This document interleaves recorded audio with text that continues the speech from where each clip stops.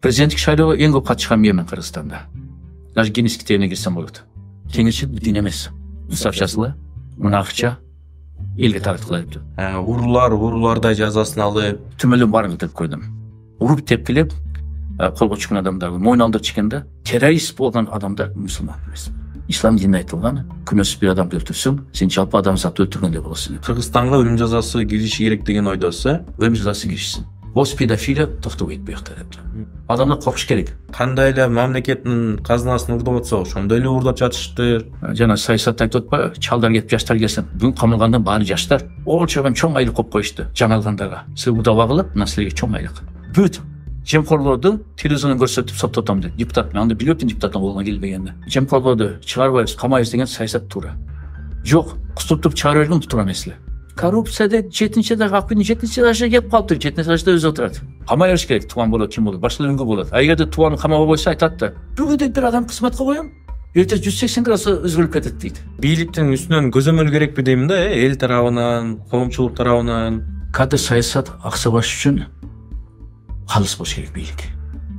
Жынысына, жашына, көз карашына карабай адамдын имандуулугун караш керек. Бул урдабайт. Кудайым коркот. Акыретин коркот деп коюш керек кызматка. Мактаган кыз тойдо сурат дейт. Өзү мактаганды эч качан коюш керек эмес кызматка. Мен деген ананы коюш керек эмес. Саясатка тумшуң тыккан эмполор бар, 30-40ка жетпеген.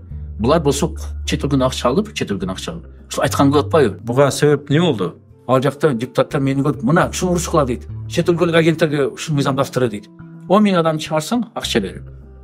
Же болбосо күйлөп койсоң башка себебине чыгып туруп ак үйдү алып коет. Биз кабыл алдык, эмне үчүн ишке ашпай атат деп туруп.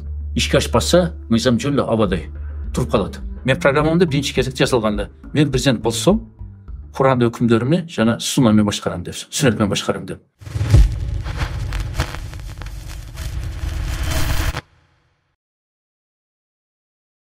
Турсунбай ага, биздин подкастка кош келдиңиз. Биздин подкаст саясий подкаст. Сизге мен бере турчу суроолорум көбүнчө саясий өңүттө болот. Негизде сиздин ойлоруңуз, пикирлериңиз боюнча суроо узатамын. Ошолор боюнча билгим келет. Чоң рахмат сизге келгениңизге биздин подкастка. Анан эң биринчи менин суроом, көрүүгө кеттиңиз. Азыр эмне менен алектенип жатасыз? Ассаламу алейкум сизге, жардамчыларыңызга жана бизди көрүп аткан, угуп аткан мекендештериме. Мына идим сенин сурооңду таксиге отурсам да, базарга барсам да, дүкөнгө барсам да, жөө-жусумду бар айтат да, саясаттан кеттиңизби дейт да. Сен болсо тескерисинче жакшы айтып атасың. Саясий мааниде сухбатташабыз деп туруп, той саясатчы катарында. Ошол үчүн мен биринчи ушул сөздү элибизге түшүндүрүп коеюн. Кызматта болмосо бизде баары ойлойт экен саясаттан кетти деп. Кымбаттуу мекендештерим, эгерде кызматы жок саясатчыларды эсептесеңер, анда өзүңөр билесиңер, канча анда саясатчылар тысталып калып атат. Саясатчылар бири кызматта болот, бири кызматтан болбойт. Ошондуктан мен кызматтагы эмес саясатчылармын. Кээде 2015-жылы Жогорку Кеңештин 5-60 депутатынан кеттим, ошондон бери жумушсузмун азыр. Бирок саясаттамын. Өз пикиримди тигил же бул маселе боюнча, же болсо партиянын пикирин дайым билдирип жүрөбүз. Азыр болсо эмне кылабыз эми? Ушул 9 жылдан бери жумушсузмун, бирок Кыргызстандын ички тышкы саясатына кайдыга эмесмин. Дайыма өз пикиримди билдирип жүрөм.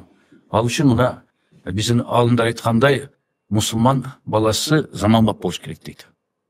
Интернет өздөштүрүш керек дейт. Кудайга шүкүр, мына бүгүнкү күнү социалдык желелер канча болсо, Facebook болобу, Twitter болобу, ВКонтакте болобу, Одноклассник болобу, Мой мир болобу, TikTok болобу, Instagram болобу, кайсы социалдык желе болбосун, баарына өзүнүн баркычым бар.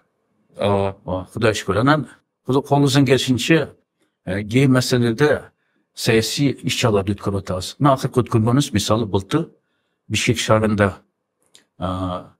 сентябрь айында, октябрь айында Ош шаарында Палестинанын колунда чоң митингдерди өткөрдүк. Эч ким мурда СССР территориясында өткөрө албады. 15 республиканы бирдей өткөрө албады. Биз мына Кудайга шүкүр бияктан бийликтен уруксат алып, президенттен, УКМКдан, анан Бишкек мэриясынан уруксат алып туруп, чоң митингдер өткөрүп, Израилдин саясатын сындап, геноцид деп айтып, ал саясатын акча чогултуп, анан кийин биз ушул акчаларды Палестина элине жөнөттүк, кыргыз элинин атына. Ушундай акыркы иш-чараларыбыз. Буга чейин көп иш-чаралар кылдык. Абдан жакшы, чоң рахмат сизге. Менин кийинки суроом, негизи конокторго бул суроону сөзсүз беремин, саясатчыларга. Саясат деген сиз үчүн эмне? Саясатты кандай түшүнөсүз? Эми баарыбыз биз СССР мезгилинде социалисттик тордо окуганбыз да. Ошон үчүн мен айткан сөздөрдү ошол орто жана улуу муун билет. Фридрих Энгельс айткан жакшы сөзү бар. Эгерде сен саясат менен алектенбесең, саясат сен менен алектенет деп. Биз кайдыгер болбогон дейт да. Бизге көп эле бизге мусулмандар сындап кетейин. Биз саясатка аралашпайбыз дейт. Саясат бизге кереги жок дейт. Ким шайланса шайласын дейт. Мына ушинтип атып, бүгүнкү күнү мына дин боюнча мыйзам өзгөртүлүп кирип атат. Эми болсо үймө кыдырын жаппагыла туруп атат мусулмандар. Өз кезинде каякта элексек. Эмне үчүн сен ушу шайлоого катышпадың? Эмне үчүн өзүңө керектүү депутаттарды шайлабадың? Депутаттар капа болушуп атат. Эгерде мусулмандар өздөрү шайлоого катышып, чын өзүнө окшош бирөөнү шайлап алса, ал динге бекем болот эле. Андай депутаттар бүгүн колдо сыналып жогорку кеңеште. Ошондон мен мусулмандарга сын пикирим айтып кетейин. Көбүнчө эле муну алар артта калышат мына маселелерде. Саясатка бүгүн мусулмандар кызыкпаса, саясат баары кызыктырып, мусулмандардын үстүнө именно ошол динди түшүнбөгөн адамдар келип коет. Муну билип алыш керек да булар. Мусулман деген дагы ошондо ислам динин тутунган адамдарбы же жалпы жарандарга кайрылып болуп атасызбы? Мен жарандарын. Мен бул жерде негизинен биринчи кезекте биздин активдүү мусулмандарга кайрылам да. Алар менен сүйлөшүп көрсөң, биз дейт сүннөт жолундабыз дейт, саясатка аралашпайбыз дейт. Пайгамбар Мухаммад алейхиссалам дейт, саясатка аралашпаган дейт. Ушундай кийинчилер дейт, узун кийимди киймичилер дейт. Ана сакал койчулер дейт, ошон үчүн ал биз ошондой жүрөбүз дейт, үймө кылдырып жүрөбүз дейт. Андайтын кечирип койсуңар дедим. Эгерде тарыхты карасаңар, бул мен эмес, тарых жазган. Биринчи ислам мамлекетин ким түптөгөн? Ким түзгөн? Мухаммад пайгамбар саллаллаху алейхи вассалам. Эгерде ал ушул биринчи ислам мамлекетинин халифы, падышасы болсо, кантип саясатчы болбойт дейм да. Ички саясат жүргүзүп атат, тышкы саясат жүргүзүп атат. Кантип саясатчы болгон жок Мухаммад пайгамбар саллаллаху алейхи вассалам помощь падыша. Ошон үчүн пайгамбарыбыз да саясатчы болгон. Ошон үчүн биздин алымдарыбыз айтат. Эгерде сен бир мамлекет жашасаң, ошол мыйзамдарды аткар дейт. Мыйзамда жазылып турат. Ар адам шайланганы же шайлоо укугу бар деп. Бул жерде өз ыктыярын баштатып атат да, жок мен шайлоого катышпайм деп. Мен көбүнчө мусулмандар сүйлөшүп айтат да, бул бүгүнкү президентке депутаттар менен тиешем жок дейт. Мен шайлаган жокмун дейт. Адам эмне арызданасың дейт. Сен шайлабасаң, арызданган акың жок деп. Эгер шайлап туруп сенин айткан наказын аткарбаса, депутат менен президент ушуну айтсаң болот эле. Мен алдап кетти, эми болду, мен муну башканы шайлайм десең болот эле. Сен шайлоого катышпай туруп, кандай акың бар аны сындаганы? Ошол депутат, ошол президентте. Ошондуктан бул жерде активдүү болуш керек да, көз карашта. Мен дайыма айтам, чын эле мусулман адам өзү дин менен жашап аткан мамлекеттин мыйзамдарын чогултпаш керек. Чогултпаш керек. Анткени көбүнчө бул жерде азан мусулмандар болуп атып, мага капа болушу мүмкүндүр. Ажеке эмне деп атат деп. Ошон үчүн айтып коюшум керек, кымбаттуу мусулмандар. Биз халифатта жашаган жокпуз. Исламий мамлекетте жашаган жокпуз. Мисалы Сауд Арабия бул чын ушу өздөрүнө айтат, биз пайгамбардын морскери ушу башкарып атабыз деп. Же болсо Ватиканды алып көрсөк, аларда только Библия негизинде жашайт. Биз андай мамлекет эмеспиз. Биз жашап атканыбыз бул Кыргызстан, бул өзү мыйзамдары бар мамлекеттебиз. Бизде шарият деген нерсе кирбеген, но көп элементтери бар бизде. Мисалы банктарды алып көрсөк, ал жакта исламдын принциптери киргизилген. Финансылоо, каржылоодо. Ислам динини көп нерсени киргизип атат мамлекет. Бул жакшы нерсе. Ошондуктан көч бара-бара түзөлөт деп атпайбы? Ошол принципти унутпайлы деп. Бир күндө эч нерсе курулбайт. Даже орустар айтат, Москвада бир күндө курулган жок дейт.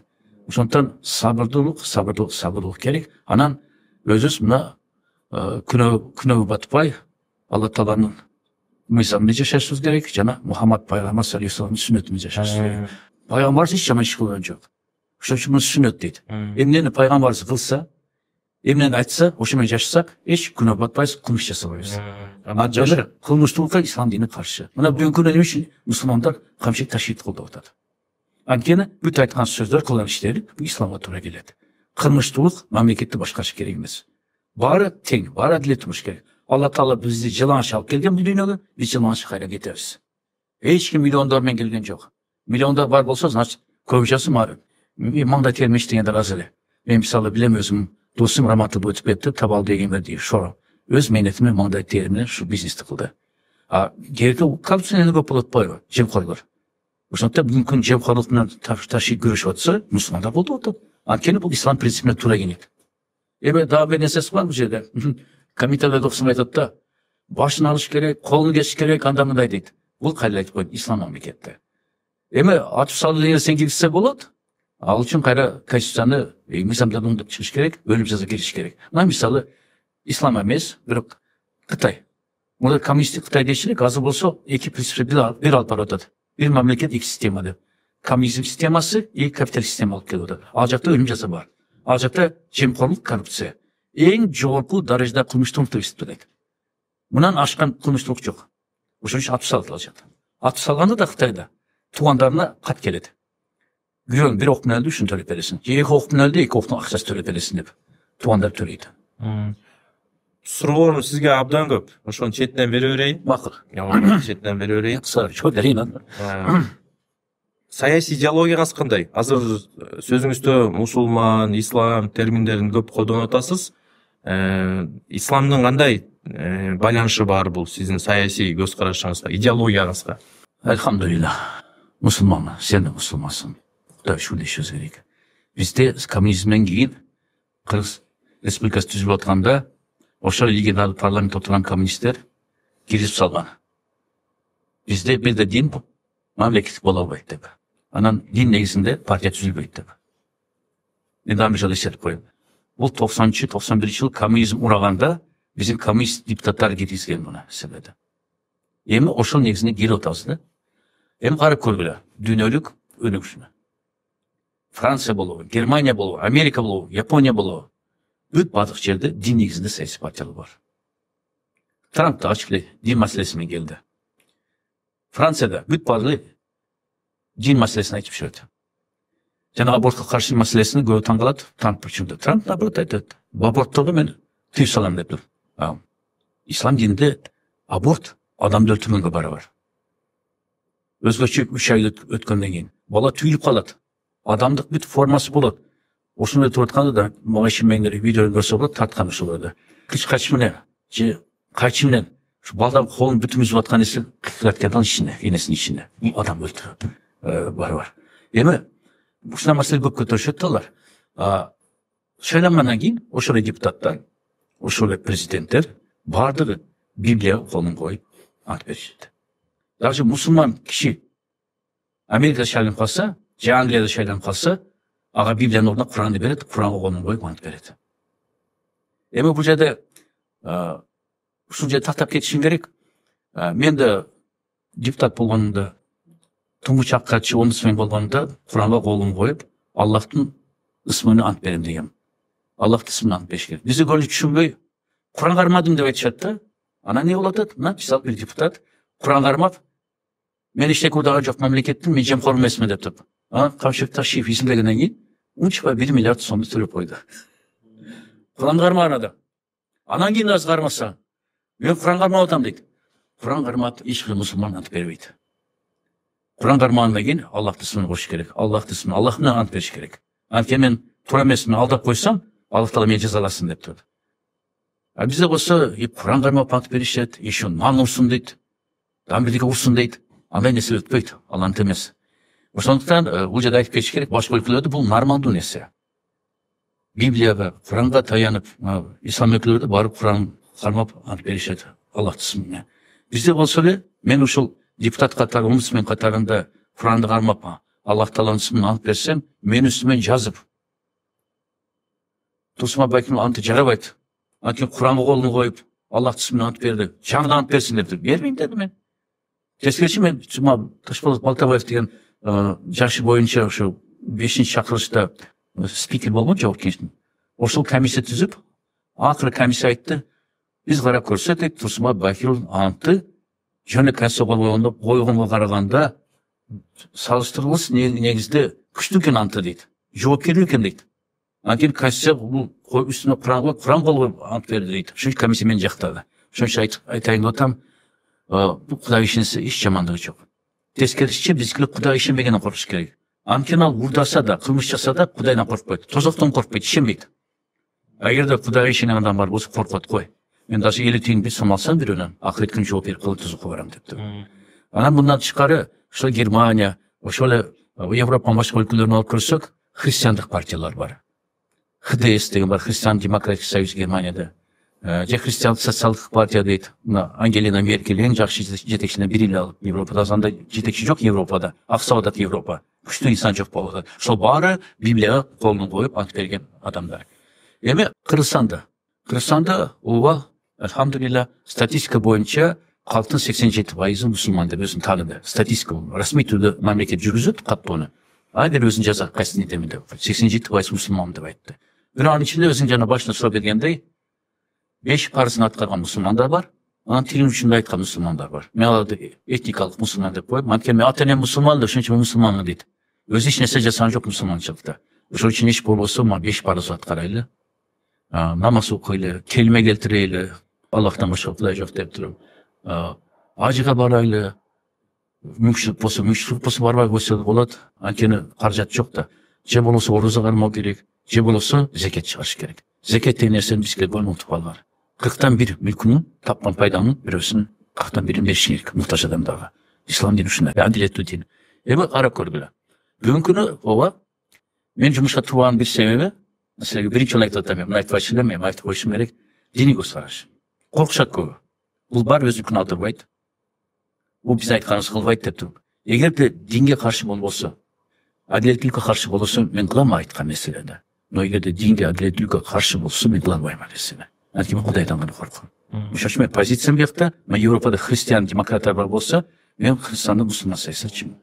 Эми алар Европада христиан демократиялык партиясы светтик моделдеги партияда атын алганы менен жалпы көз карашы, жогору жерде санап койсоң, айбегени.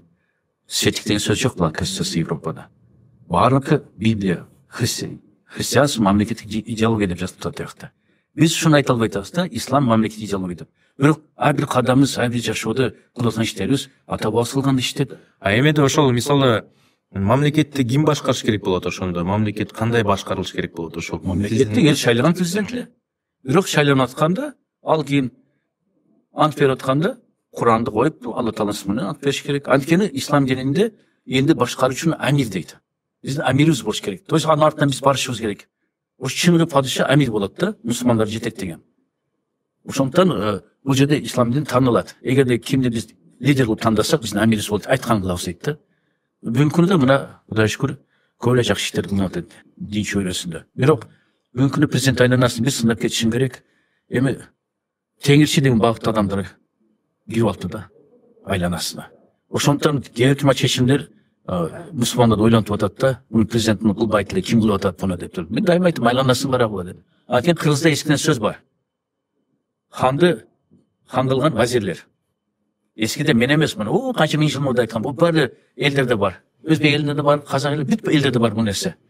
Ханды кылган вазирлер дейт. Ошон үчүн вазирлерди ойлонуп тандаш керек. Эмеде мисалы азыр мындай кичине нукка бурун келип атат да, мисалы сиз өзүңүздүн саясий идеяңызды айтып, ошонун негизинде бир мамлекет курулуп, ошонун негизинде башкарылыш керек деген нукка мындай бурун келип жатат. Ошонун перспективасы менен карай турган болсокчу, ошол мамлекетте мисалы ашчылыктардын ролу кандай болот? Ошол эле теңирчилердин, христиандардын же башка диний көз караштагы адамдардын ролу кандай болот? Жакшы, керектүү суроо. Бул суроолорду көп эле мен социалдык желилерде угуп атам. Анан бирдеке болсо асылат, биз Афганистан кылайын деп атабыз, Сирия кылып атабыз, Сирия кылайын деп атабыз деп. Мен ушуну түшүндүрүп кетейин. Афганистан мыкты мамлекет эле. Каарман эл жашайт. Эч ким басып алган жок ал элди. Ошон үчүн СССР кол салып көрдү, Америка кол салып көрдү, АКШ, Англия кол салып көрдү. Бүт баары кол салып көрүп атат. Бирок каарман афган эли баарына жеңип атат. Эгерде Афганистан ички турмушуна башка өлкөлөр киришпесе, эң мыкты мамлекеттин бири болот эле. Эң мыкты мамлекеттин бири болот. Сирияны алып көрөлү. Сирияда ким гана киришкен жок.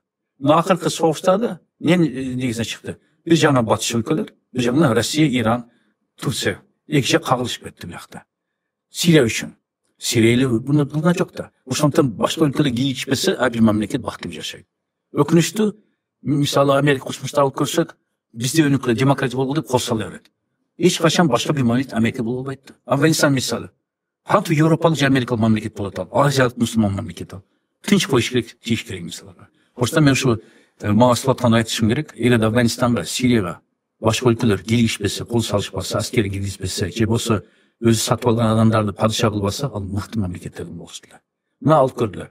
Эмне үчүн ушу ислам динине келгенде Сирия менен Афганистан айтканда эмне үчүн айтпайт? Оман, Араб Эмираттарды, Катарды айтышпайт. Же болбосо Малайзияны, Индонезияны айтышпайт. Эмне эң дүйнөдө бай мамлекетти, алда мусулман мамлекет, бул Малайзия менен Индонезиянын да Бруней султанатын айтышпайт. Эң бактылуу адамдар жашап атат. Эмне үчүн алар айтышпайт? Дайым жаман нерсени айтышат да. Ошондуктан айтайын деп атам, объектив болгула. Чындыкты айткыла деп туруп. Эгер башка өлкөлөр киришпесе, ар бир мамлекет өз бай болот эле. Эми Кыргызстанда мисалы биз конституция жазып атсак, сөзсүз башка өлкөлөр мурдун турат да. Мына 2010 жылда конституция жазып атканда Досым Текебаев өмүрбек, достук көзү саясат. Конституция жазып атканда Венециандык комиссия жөнөттү. Ошол жылы айтышты. Силерде светик деген сөз калыптуу кайра киргизгиле деп туруп. Көп нерсени башка өлкөлөр мурдун туруп айтышат да. Биз алар Кыргызстандын өзүндө көрүшкүсү келип атат да. Биз алар окшош эмеспиз да. Турмушта жакшы сөз бар. Оригиналга караганда копия дайыма жаман болот деп. Нени жаратсаңды, анын копиясы начар. Оригинал жакшы. Бизде болсо өзүн окшотуш керек да, биз Италия болуп кетебизби? Же Франция болуп кетебизби? Жок. Ата бабасы калган Кыргызстанды жөнөттүрөйүн. Атабыздын керези бар, мурасы бар. Жок, биз ошо өлкөлөр айткан кылабыз да. Ошондуктан бул жерде туура жол тандап, ма Япония менен дайым айтам, жапондорго. Эмне үчүн булар өнүгүп кетти? Булар башка өлкөдөн жакшы нерселерди алды, бирок улуттук каада салттарды, менталитетти унуткан жок. Ошондуктан бүгүнкү күнү башка өлкөлөргө окшоп болгон кайталангыс эң мыкты өлкө Жапония мамлекети бар. Эгер алар Жапония бизге окшоп, ар бир элге окшойм десе, Япондор бүгүн жок болот эле. Мына башка элдер окшойт дегенде эмне болду? Жок болуп атат. Мына өзүнө биздин түрки тилде сүйлөгөн элдер алып көрөлү, Россиянын Сибиринде же Түндүк жагында. Ошол эле хакастар, тувалар, якуттар, анан жоголуп кетип аткан Шфор деген эли, же болбосо Телеут, Телеңгит деген элдер, булар ушу орусча окшоп издеп туруп православ динине өтүштү. Аттарын орусча, фамилияларын орусча кылышты. Аракка берилип кетишти, бүгүнкү ал элдер жок. Бара азайып атат. Кээ элдер 3 адам калыптыр, акыры бир адамды өлтүрүп жакына бир ошондой элден. 200 адам, 1000 адамдан калышты. Ошонун тагдырын бизге сунуштап атабы биздин душмандарыбыз? Жок. Биз башка элдерден жакшы нерселерди алып туруп, өз жолубузду өнүгүшүбүз керек. Бул жерде Кудай шүкүр, азыр өнүгүүлөр ушул тарапта болуп атат, ушул багытта болуп атат. Ошондо бул жерде айтып коюш керек, биз окшосок, өзүнүн ата бабаларыбыз окшойлу. Анткени кыздын атын чыгарган ошолор. Бүгүнкү биз мына таанып келет аз элге. Мына биз ушундай жакшы нерселерди кылып атабыз деп. Бизге ушундай улуу атты берген, кыз атты берген ата бабаларыбыз. Ошо светтик деген тескери Кыргызстанда ар түрдүүлүктү камсыздай турчу бир шарт эмеспи? Кандай? Ошол светтик деген жанагы нерсечи? Светтик деген идея Кыргызстанда ар түрдүү диний жанагы конфессиялардын биргеликте, ынтымакта жашашына шарт түзө турчу бир идея эмеспи дегенде. Ушул жерде биз өз чектешибиз керек да. Малайзиянын легендарлуу премьер-министри Махатир Мохаммад 2011-жылы Кыргызстанга келгенде, ал дайым бизди колдочу. Даже мен элчи болгом Малайзияда.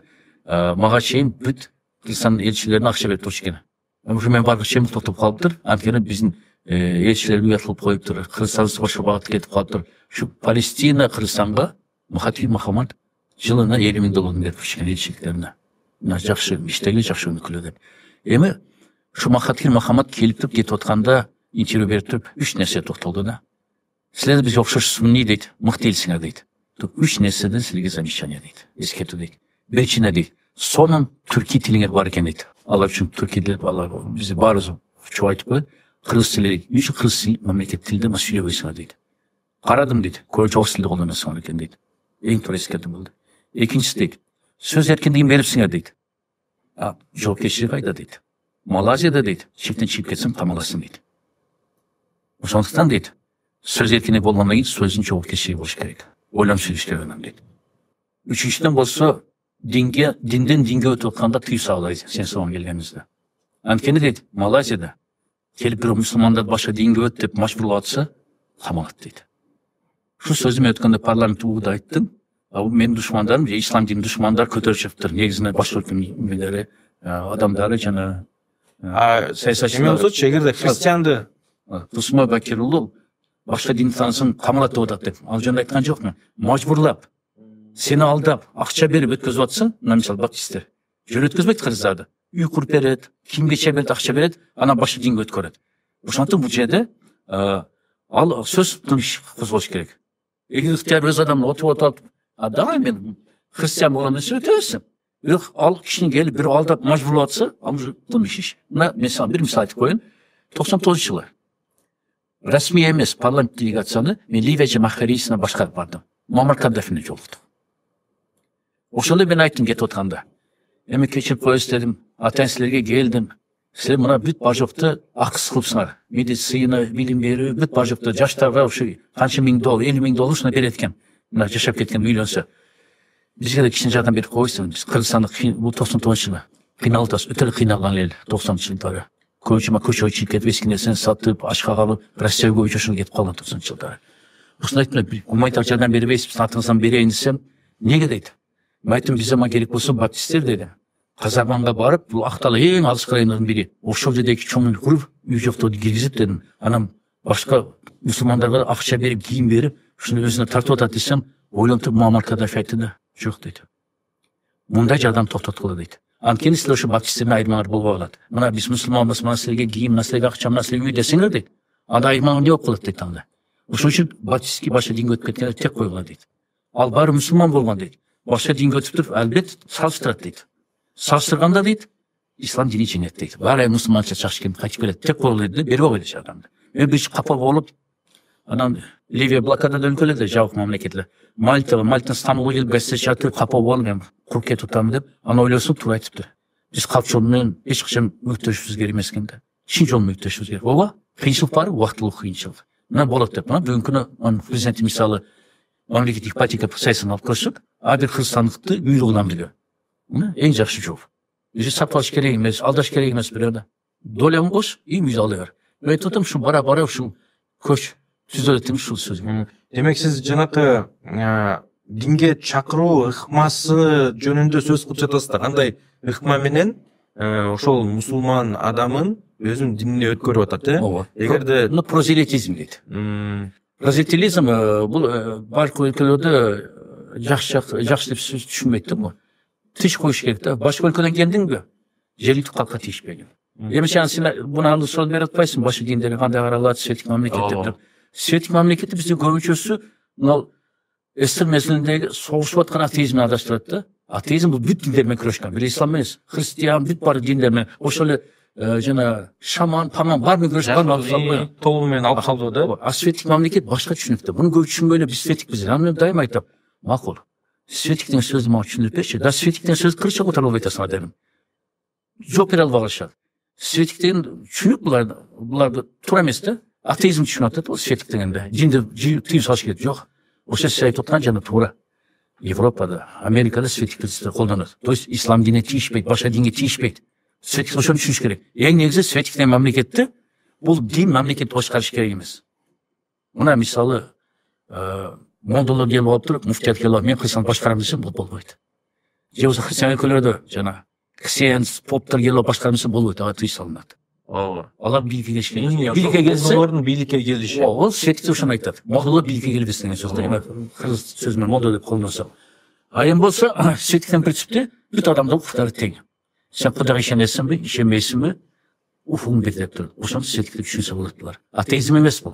Бизде көбүнчө атеизм түшүнүп алат. Эми башка диндерге Кыргызстанда кандай мен көз карашым? Бармы урматтайм, сыйлайм. Мына мисалы христиандык. Бул 19-жылы келген бизге.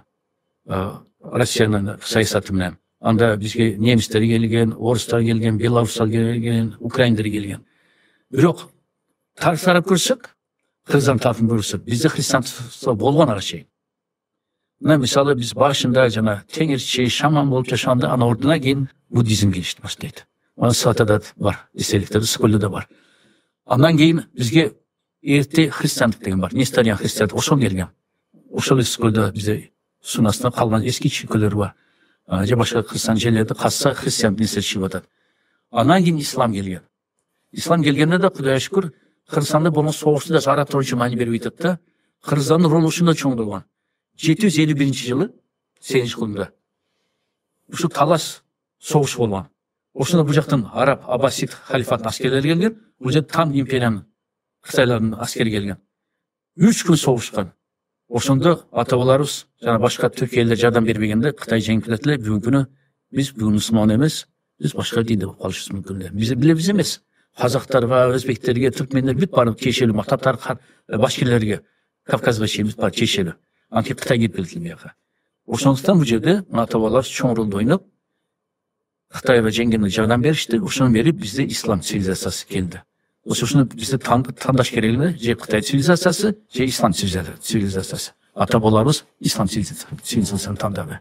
Ошондо Кыргыз жеринде өтө эле укмуш чоң согуш болгон. Ажым арабтар айтканда анча чоң согуш болгон жок дейт. Бир өзүлөр айтышат, ошондо туткунда эки Кытай түштү дейт. Алла кагазды секретин билген дейт. Ошондо бир кагаз идөлүк мусулман өлкөлөрдө халифатта дейт. Биз китепте чыгарыш баштадык дейт. А ошол Кытай туткундарды каяктан алды ошо арабтар? Биздин жерге да. Ошон үчүн бул ата-бабалар тандаган жолдон биз баш тартышыбыз керек эмес. Даже биз макалаттар алып көрдүм, любойну алып көрдүм, ислам дини туура келет. Анткени мусулман Кыргыз элинен макалаттар түзүлгөн. Ошон үчүн бүгүн айтам, эгерде ислам мамлекеттик идеологияда айта албаса, иш болсо макала, лакаптарды кегирме жоготуш бергилечи. Биз любой макала лакапыбыз бул идеология. Любой макал. Мына даже Бакиевдин кулдук биликке келгенде мен кыргызча сөзүн айттым эле. Пикириңиз кандай дейт? Эки биригип алды дейт. Мен айттым, кыргыздар дейскен сөз бар. Эки кочкордун башы бир казанда кайнабайт деп. Көпкө турбайт деп. Айтканда көпкө турган жок да. Бир эки жылдан кийин эки жак бөлүнүп ичпеди. Ошондуктан көп нерселерди биз макалаттан издесек, биздин идеология ушул жерде жатат. Анан бул жерде парламент угуктуңар. Теңирчил өлкөгө кирип алыптыр, айтышты. Качан биз каттайсыңар, дин каттадым дейт. Теңирчил дин эмес. Фетишизм да дин эмес. Жана ар бир адам колуна, бутуна керек болсо аспабына сыймаганда бул дин эмес. Булар ошол мезгилде адамдардын дүйнөгө көз карашы жаралып атат эле. Мен ал адам жанына дүйнөнү таанып атат эле да. Мүшүм күн күлкүрөп атат, мүшүм жамгыр жаап атат, мүшүм түн келип атат, мүшүм жана күн айды жаап, ай күндү жаап, зат менен ошол адамдар жооп таппай, ошол сыйынчу эле да, күнгө, ташка, сууга, бул дин эмес эле. Буну биз неме дейт, дүйнөгө көз караш дейт да. Теңирчилик ушундан калган. Бирок теңирчиликтен кийин мен сизге айттым азыр. Буддизм келди, эрте христиандык келди, кийин ислам келди. Теңирчилик ошондой жок болгон. Азыркы теңирчилер бул чет өлкөлүк проекттер. Ага чейин бизге жөнөтүп көрүшкөн. Жана адвентист седьмого дня, белые братства, анда мындай жөнөткөн секталарды. Бирок кыргыздар, өзбектер, башка улуттар ончо келген жок аяка. Эмне дегенде миссионерлер европалыктар. Көз караш, бизге окшобойт. Фамилиялары кара салып бүт бар ушуларды. Проектчик ачпады. Өткөндөр болду, азыраак болду. Анан бул ойлонуш чет өлкөдө. Токтоп. Теңирчилик деген проект кайра жаратайлы.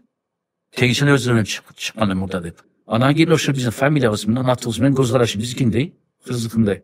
Казактар казактыкында ушулай чыгып алып теңирчиликти айтып атпайбы? Мурда теңирчилик эч кандай тиешеси жок. Булар самозванецтер теңирчиликте. Бирок да биз айтып коелу. Кандай теңирчилик болбосун, булар дин эмес. Ошон үчүн дини комиссияларды катуу өткөрбөй атат. Катуу үчүн дин болуш керек. Кудайга ишенгенден тышкары биздин пайгамбарлар болуш керек. Китептер болуш керек.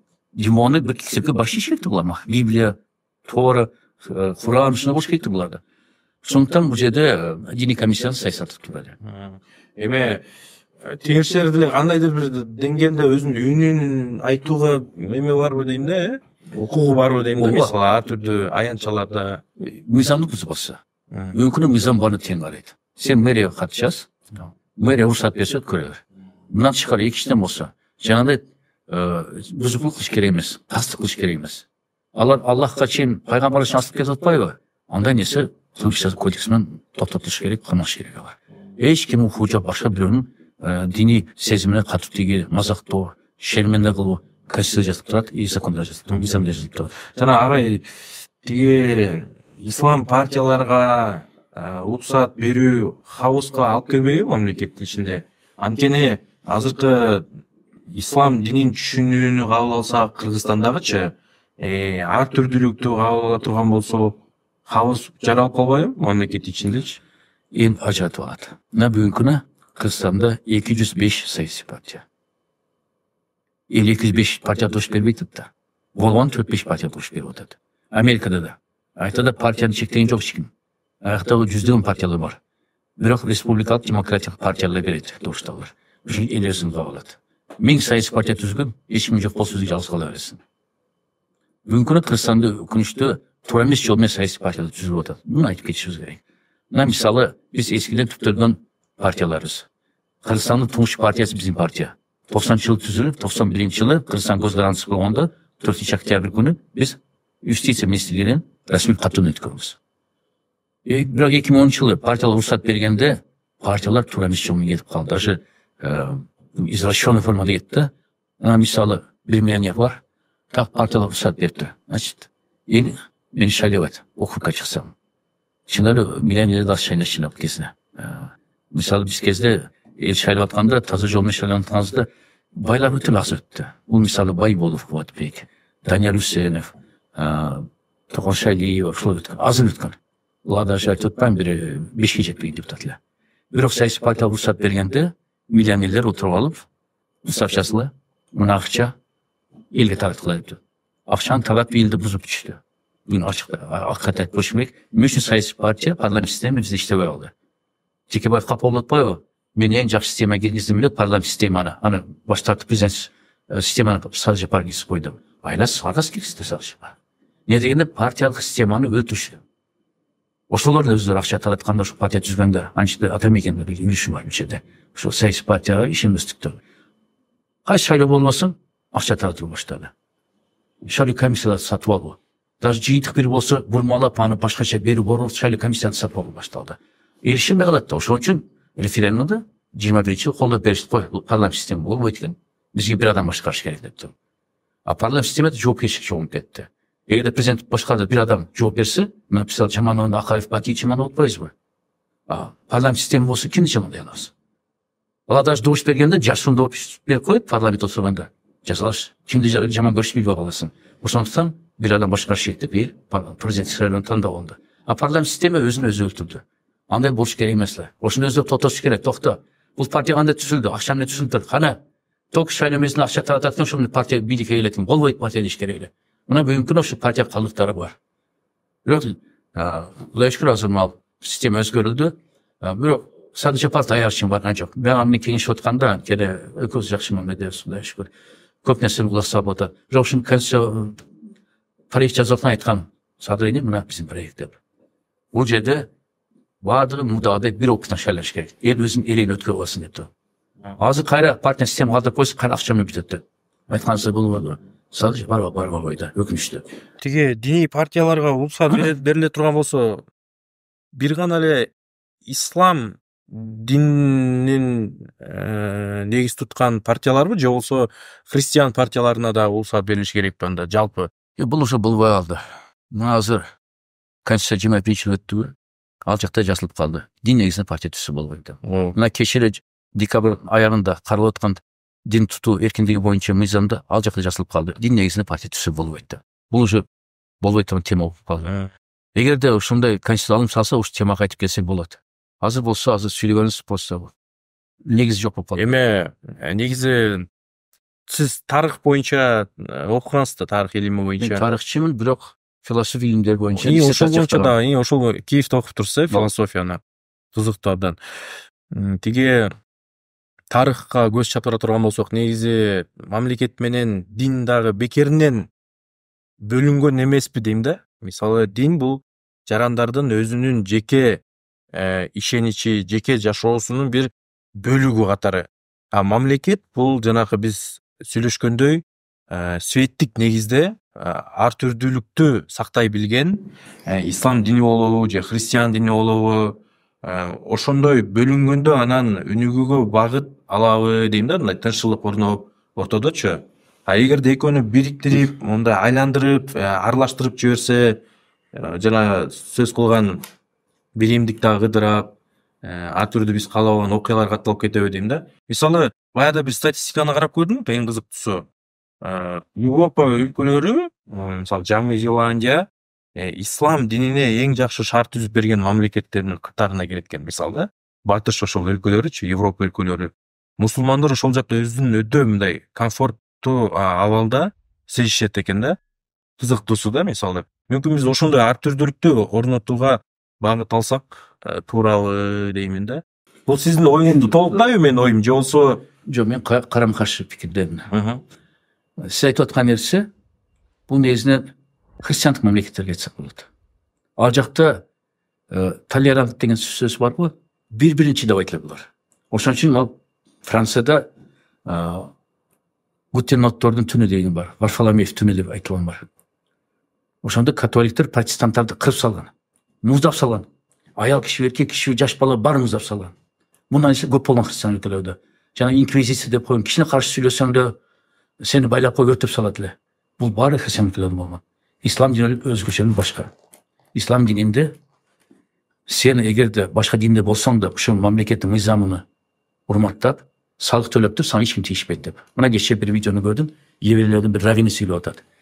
Мен Израилге каршымын дейт, анткени жөөттөрдү жаман көрсөтүп бүттү дейт. Биз эч кандай иудаизм тиешеси жок, сионизмге дейт. Ошондуктан бизге кайра мына Осман империясына окшогон бир мусулмандар империясы түзүлсө, биз жөөттөр үчүн жакшы эле дейт. Анткени биз өзү эркин сезчилик дейт. Жөөттөрдөн азыр мусулман жөөттөр катып согушуп атпайбы? Иуда бул биз согуш жаман көргөн сионисттер. Булар иудаизмге токи жөөт болобуз башка тиешеси жок. А чыныгы жөөттөр иудаизмге биз жок. Мусулмандар менен биз ынтымак жашап кеткенбиз. Мисалы Европада сиз айткан мисалда, Европада жөөттөрдү кунтуктап өлтүрүп атканда Осман империясы баарын кабыл алган. Бүт жөөттөр качып Европадан Осман империясына келип түрктөмө жашаган. Ошондуктан бул жерде ислам дининде совсем башка принципте. Мына мисалы эми жана көбүнчө ишемегендер же болсо сөзүм жетишпей калса, Сулейман Великолепный деген сериал көрүшүп атат түрктөрдөн. Ошону карап көрсүн, кандай башка диндер мыкты жашашы, ошол эле жөөттөр, ошол эле армяндар, башкалар. Ошол эми айтканда эки эле принцип керек. Жакшы жашаш үчүн. Алар ушул жашаган мамлекеттин мыйзамдарын урматташ керек, баш ийиш керек мыйзамдарыбызга. Экинчиден болсо салык төлөш керек. Башка аларда эч талап жок. Ошондуктан бул Кыргыздарда да эч качан жөөттөрдү башка нерсе кунтаган жок бизде. Кыргыздар канчама тарыхы эң эски байыркы тарыхы бар бизенбиз Борбут Хасида. Эч кандай нерсени укпайсыз ал жакта. Кыргыздар мусулман эле бирөөнү аны кунтуктады деп. Но бул жерде эми толеранттык жөнүндө сөз келсек, ооба бүгүнкү күнү Европада ошол эле исламда нерсени киргизип атат. Сен мыйзамды урматта, салык төлө деп. Ошол эле Европанын Жаңы Зеландияны, Австралия жакта алып көрсөк, же Европанын өзүн алып көрсөк, Американы өзү алып көрсөк, мусулмандар мыйзамды урматтап, ал жакта салык төлөп атса, эч ким аларга тийишпейт. Ошол жол менен Кудайга шүгүр жашашып атат. Миллион деген диаспорабыз. Эми жана терроризм жөнүндө абзат сөз кылышат экен, мен айтып коелу. Ислам дининде айтылган, күнөөсүз бир адамды өлтүрсөң, сен жалпы адамзатты өлтүргөндөй болосуң деп. Ошон үчүн террорист болгон адамдар мусулман эмес. Ислам динин сиздей баардыгы түшүнсө абдан жакшы болмок дейм да, ошол терроризм темасы боюнчачы. Өлүм жазасына кайта турган болсок, Кыргызстанга өлүм жазасы кириши керек деген ойдосу, мыйзам катары. Биздин реалдуулукта ошол кандай иштейт? Мисалы, мыйзамдардын жанакындай абалында адилетсиз чечимдер чыгып кетпейби Кыргызстандачы? Ошол үчүн өлүм жаза тыюу салды мен киргизгенмин. Көп таң калат азыр. Өзү азыр колдоп атат, кайра бирөө өткөндө өзүмө демилге чыгып тыйыл экен деп туруп. Мен адам укук боюнча комиссиянын төрагасы болуп, анда президент Акаев эле ошонун астына комиссияны жетектеген оппозиция катарында. Ишиме киришкен токтотосуз дедим президентке. Айлык төлөбөс деп, ана макул болгондо ошону жетектегем. Ал мага сунушма чыккан. Сиз жетектеп бересиз деп. Макул деп жетектегем. Өзү депутатмын, оппозициялык. Ошол мезгилде адам укук боюнча комиссияны жетектегем. Ошол мезгилде түмөлүм барын кетип койдум. Адилет сотугандар көп экен. Өзгөчө өлүм жазага кетип аткандар. Анткени тергөөчүлөр план деген бар да бизде. УКМКда, МВДда пландарды карабыз деп эле, ал меселе азыркы меселе эмес. Ошол меселени айтып атам мен. Акаев меселинде, Бакиев меселинде. Уруп тепкилеп, колго түшкөн адамдарды мойнун алдырып чыккан да.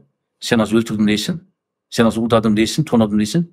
Сага биз азак сок беребиз, болбосо өзүнө кыйнайбыз, туганыңа да салабыз деп. Анан көбүн мойнуна алып чыккан да. Жана Сталин меселинде мен таң калчу элем да, мен үчүн враг народа болуп, менмин деген 18 жылда маршал болгон Тухачевский. 18 жылда маршал болду. Мен үчүн өзүнө Англиялык шпионмун же Япониялык шпионмун деп жазышып атат булар. Калинин премьер-министр алды аялына шпион деп чыккан, Англия шпион деп. Караса, ошол эле мезгилде тергөөчүлөр өтө эле көп кыйнап, анан чыгарып аялын камап, балдар кыйнап, мойнун алдырышып экен да. Эми тууганым үчүн ар нерсе барасың да. Бизде да бул нерседе ушуну угуп кеткен экен да. Түмөгө кыдырып жолуктум аларга. Анан 1998 жылы жалпыга маалым тиешелүү адамдық декларациясы ол Birleşmiş Milletler кабыл ошо 50 жылдыңда мен Акаевка доклад жазып берем. Ал өзү өтүндү мага жазып бересиз деп. Ошондо эки сунуш киргизсем. Биринчиден Кыргызстандагы СИЗОлор, колониялар бардыгы ички иштер министрлигинен юстиция министрлигине өтсүн. Юстиция министрлигине өтсүн деп. Не дегенде булар ички иштер министрлигине караганда тергөөчү өзү камайт, еще барып СИЗОго колониялар кыйнайт, ол тепкилейт мойнауда. А эгерде ички иштер министрлигинен биз бөлүп койсок юстиция министрлигине, анда тергөөчү кире албай калат. Уже башка министрлик башыйып калат. Аны гумандаштыруу деген маселе туруп калат деп. Кабыл алдыгы президент Казми киргизди. Экинчиси болсо өлүм жазасына аткаруучуна мораторий киргизүү деп сунуштады. Анткени көп күнөөсү отуруп калыптыр. Эгер муну киргизбесе көп атылып кетет деп. Акаев ошону колдоп, жакшы жактары. Айтып атпайм, ар бир адамды, ар бир адамды жакшы жаман жагы болот. Акаев туура таптыр, эки мен сунушуна колдоду. Ошондон бери 98-жылдан бери адамды өлтүрүү кырсаны токтогон. Анан эми Mücadele өлүм жазаны кайра талап кылып атам. Себеп бир биз эмес, башка өлкөлөрдө да башты ооруткан эң чоң маселе жемкорлук, коррупция. Жайыптыкта Кытайда эң чоң кылмыш коррупция эстелет. Ошондо артылат. Мусулман өлкөлөрдө баш кесилет. Бизде болсо тусуп коет, чип кетип атат. Анан былтыр 23-жылы мен Ленинский районго депутат коюп атканда теледебаттан айттым да. Урматтуу президент мырза, Садайни, урматтуу УКМКнын төрагасы Камчинин, булар жарабайт экен. Кустурасынан кой бересиңер, жаштар айтып атат. Бизде урда кылдып алып кийин төлөп коет бир бөлүмүнө. Чип кете берсең, ушундай кылыш керек экен деп саясат тууралуу идеология өтүп кетип атат дедим. Андан көрө кусалы. Кускандан кийин мисалы 20 жыл камалатылган болсо 10 жыл камап койгула. 15 жыл камалатылган болсо 8 жыл камап койгула. Бул башкаларга үлгү болсун. Мисал болсун башкаларга. Ошондон кийин эле сразу 2-3 айдан кийин Садыр Жапаров Камчек Ташит айтышты. Айттым, булак салышат, кудай шүкүр.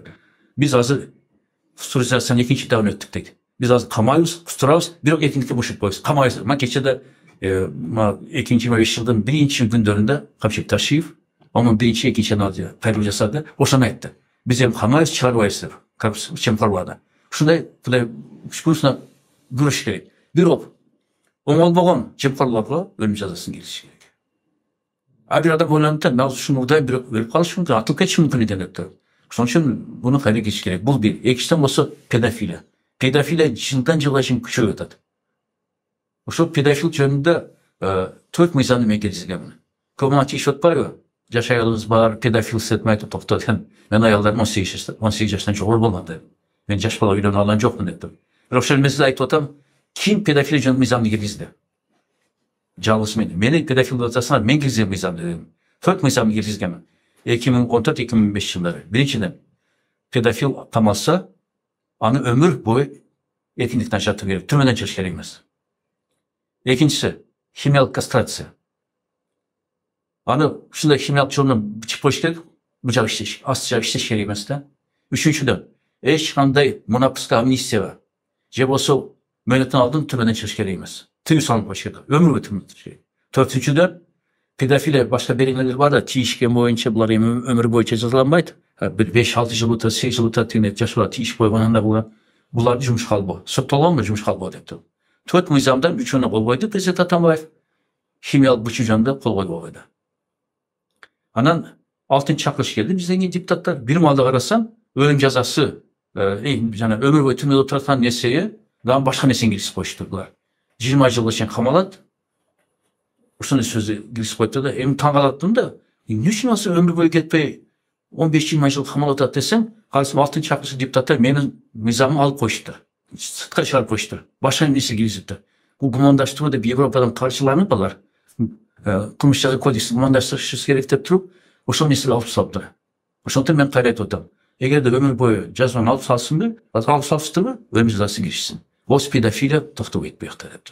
Адамдар коркуш керек. Биздин сот системаны ала турган болсок, мисалы тергөөнү ала турган болсок, ойлоймун да, баары бир биринчи мүмкүн ошолорду жакшыртууга көңүл бура турган болсок, тергөөнү мисалычы, андан сот системасын жакшыртып, чындыгында адилеттүү чечимдер чыга тургандайчы, уруулардай жазасын алып, күнөөсүздөр акталып дегендейчи.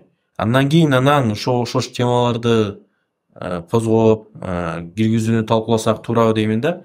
Кытайда мисалы өлүм жазасы бар, бирок ал эффективдүүлүгүн бербейт экен. Жакында эле окуп чыктым эле, кызыгычы. Эффективдүүлүгүн бербей эле жемкорлор кандай болсо ошондой эле бар экен жемкорлорчу. Кандай эле мамлекеттин казынасын уурдап атса ошондой эле уурдап жатышты. Мисалы эффективдүүлүгү канчалык даражада болот деген суроо Жана бабам тесеп кетпедик в Америка барып. Ошол инем 2011-жылы мага сунуштап, ажеке дейт, өкмөттүн парламентте түзүлгөн чоң делегацияны башкарып Грузияга барып келиңиз дейт. Саакашвили реформаны үйрөнүп келели.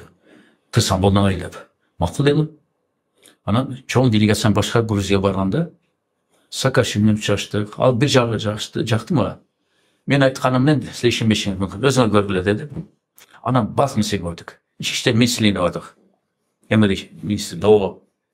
Бүт баарын бир күндө айдап, эртеси жаңгырына болду. Сотто бир күндө алмаштырып, прокуратура баарын алмаштырыптыр. Бажы кызматкерлеринин Баарын алмаштырып, кайсы мамлекет кызматта бармы, анда чоң акча айланабы, баарын алмаштырыптыр, күч органдарда. Анан кырсаң келип, Бабановго баяндама бердим. Ошондо баарын көрүп матаклап бердим, ошондо үйрөнүп келди. Анан жоопкерчилик сессиясында өкмөт отурат. Премьер-министрден баштап, аби министрге сурап беришти баштады. Мына мисалы МВД министрине айтты. Кечирип коесуз, Грузияда бир күндө баарын айдап, эртең жаңынан кыла аласызбы? Жок, биз дайыр эмеспиз дейт. Саламаттык сактоо министрлигине кайрылдым. Мына Грузияда тамак берүү эң чоң коррупция экен. Силерде көп акча бөлүнөт. Бейтапканаларга тамак алгыла деп туруп. Шунан баш тартып туруп, реформа кыла аласызбы? Саламаттык сактоо министрлигине кыла албайм, дайыр эмеспиз дейт. Бир да министр дайырбыз, дайырмын деп айткан жок да. Ошон үчүн мага бир ой келди да. Мына тарыхчы катарында сага айтып коеюн. Большевиктердин ойлору башына жакшы эле. Кийин башкалар келип калды. Ата биринчи большевиктердин ою жакшы эле. Калышалчылыкты жок кылып, элге жакшы жашоо түзүп беребиз деп туруп. Ошондо Сергей Киров деген болгон, бул Ленинград обкомунун биричтиктери. Ошол айткан сөзү эсимде да. Тарыхтан окуганбыз. Завод, фабрика, имараттарды, үйлөрдү бузуп дейт, эртеси тургузуп койсок болот дейт.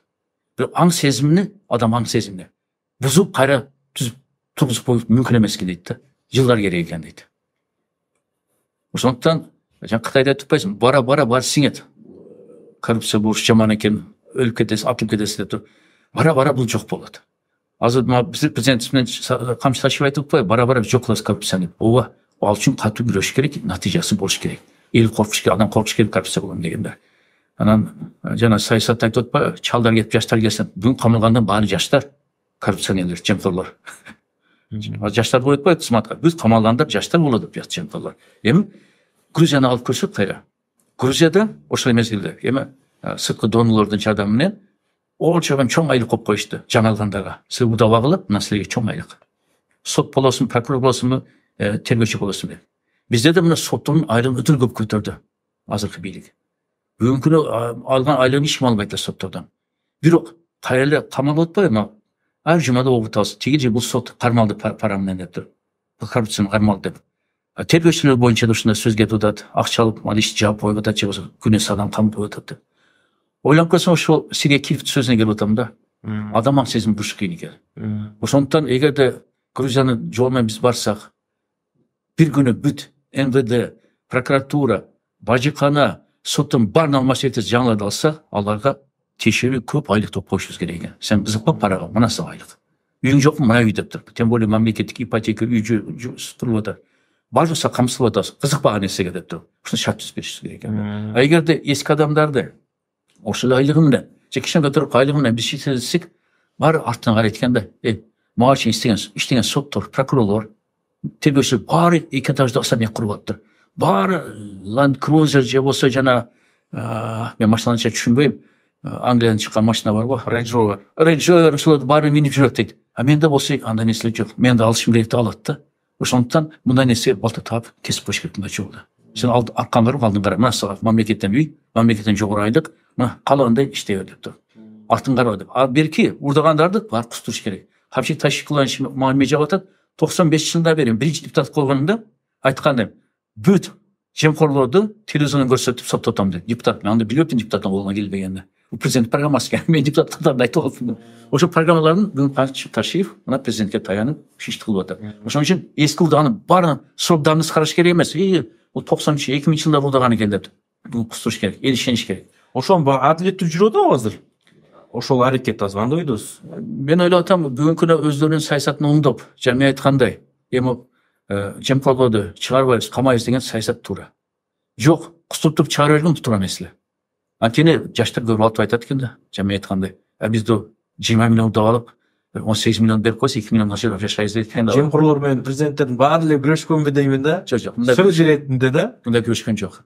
Мисалы, мына Аскар Акаевди алып көрсөк, ал байкуш, эми академикте окумуш дейт. Мен ишин билбей акырында айтпадыбы, телевизордон көрүп атпайбызбы? Ошол мезгилде телевизордон көрсөтчү, Жогорку жыйынын, президенттин жыйынын, ошондо айтып атпайбы? Коррупцияда 7-этажга, акбинин 7-этажына келип калыптыр, 7-этажда өзү отурат. Жакын бир экөө менен, госсекретарь менен. 7-этажга коррупция келиптир деп атпайбы? Айланасын айтып атат уже. Ошондон айланасы менен күрөшүш керек биринчиден. Бүгүнкү күнү мен ойлоп атам, президент камчылашып жакын туугандарын камаганды туура. Башкалар көрсүн, туугандар да аябайт экен деп туруп.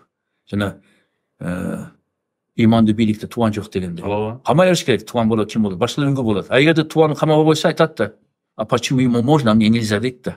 Анан бир болсо президенттин ташып тили кысып болуп калат да. Сен өз тууган камага койдуңбу? Эмне мага асыласың дейт да.